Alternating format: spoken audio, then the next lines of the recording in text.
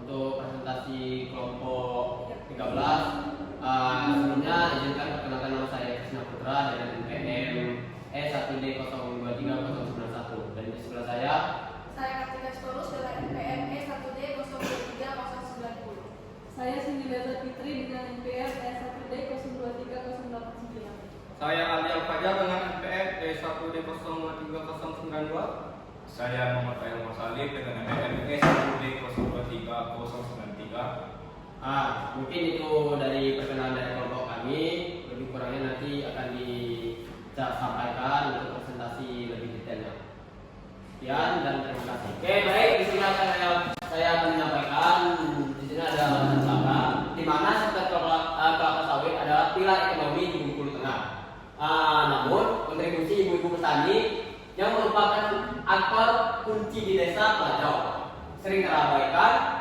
Perempuan terlibat aktif dalam kegiatan budidaya, terutama pembersihan lahan. Penelitian ini bertujuan memetakan peran ganda ibu-ibu, yang dimana sebagai petani dan anggota keluarga, serta mengukur tingkat pemberdayaan mereka. Terus analisis yang esensial untuk merumuskan kebijakan yang menjaminkan kesetaraan gender dan mendukung usaha tani sawit yang lebih berkelanjutan dan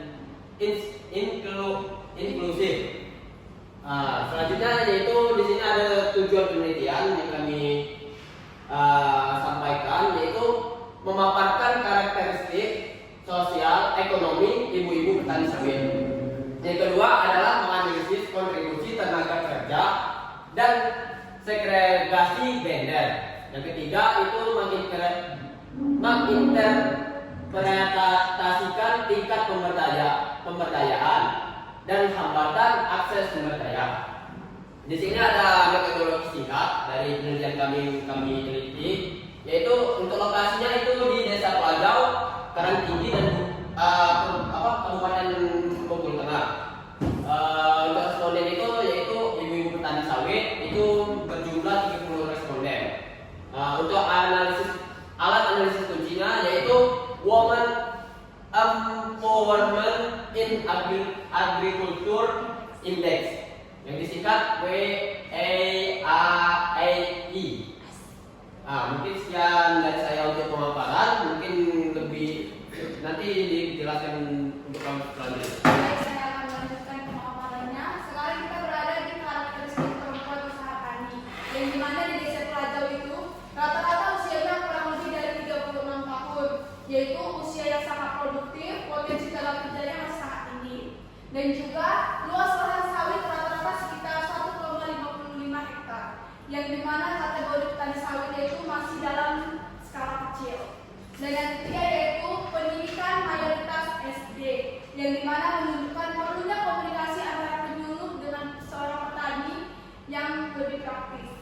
Selanjutnya yaitu karakteristik sosial ekonomi. Di bagian legalisasi aset, yaitu kepemilikan lahan adalah lahan sendiri, yang dimana adalah modal dasar untuk akses kredit formal. Yang kedua yaitu akses fisik, yang dimana akses fisik ke bank menjadi modal penting untuk pemberdayaan finansial selanjutnya. Dan yang ketiga itu identitas produsen, yang dimana pengakuan ibu-ibu sebagai petani sawit memperkuat peran mereka sebagai pelaku utama usaha tani.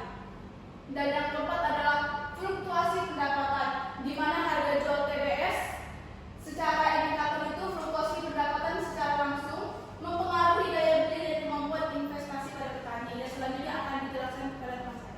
Baik, di sini saya akan menjelaskan interpretasi kontribusi tenaga kerja. Yang mana interpretasi ini terdiri dari 3. Yang pertama, ibu-ibu adalah manajer pergerakan usaha. Nah, poin pertama itu yang dimaksud adalah ibu-ibu berperan penting di kebun sawit, terutama di pemeliharannya. Dan yang kedua, keterlibatan wanita sebagai pekerja luar keluarga sektor kebersihan menciptakan pendapatan tambahan. Nah, juga yang ketiga, peran ganda wanita sebagai pekerja upahan perundang secara resmi. Yang mana poin ketiga ini yang dimaksud adalah biasanya ibu itu kalau misalkan bekerja itu tuh kebanyakan hanya membantu saja, tapi Tapi di sini sebaiknya peran wanita ini harusnya diakui secara resmi agar pendapatan wanita ini bertambah secara resmi. Sekian. Baik, pada grafik kontribusi tenaga kerja ini dapat kita lihat bahwa bagian kebersihan, pemupukan dan kecerdasan itu memang masih dibantu oleh perempuan. Tapi di grafik pada tingkat pemanen itu masih didominan oleh pria. Itu menunjukkan kalau misalnya memang ibu-ibu rumah tangga itu membantu kegiatan perkebunan di mana yang masih bisa mereka jangkau atau masih sesuai tenaga mereka. Sedangkan untuk pekerjaan berat seperti pemanenan itu masih didominasi oleh bapak-bapak itu sendiri. Kemudian peran gender yang tersegregasi. Poin pertama adalah adanya segregasi kerja yang nyata. Perhatikan bahwa kontribusi wanita baik di keluarga maupun upahan mencapai puncaknya pada kegiatan kebersihan atau penyiaran. Ini membuktikan peran aktif mereka. Sedangkan dan laki-laki sangat kompleks. Kategori pemanen, angka untuk wanita adalah 0 atau nyaris nihil. Sementara untuk laki-laki itu rata-rata per tahunnya adalah 12%. Ini menegaskan bahwa pekerjaan berisiko tinggi masih menjadi ranah laki-laki, seperti memanen atau melakukan kegiatan berat lainnya di ladang.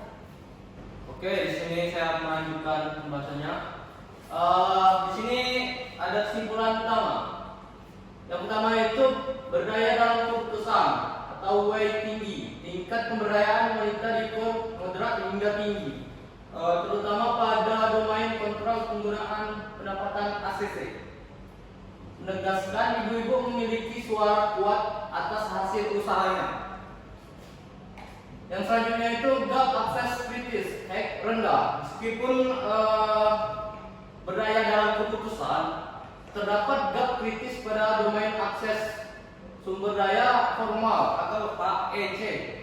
Hal ini membuat ibu-ibu rentan secara finansial dalam membatasi kemampuan mereka untuk berinvestasi. Baik, itu tadi penyampaian dan presentasi dari kelompok kami, yaitu kelompok 13. Lebih kurangnya saya mohon maaf, kalau saya mohon ampun. Saya tutup dengan wassalamualaikum warahmatullahi wabarakatuh.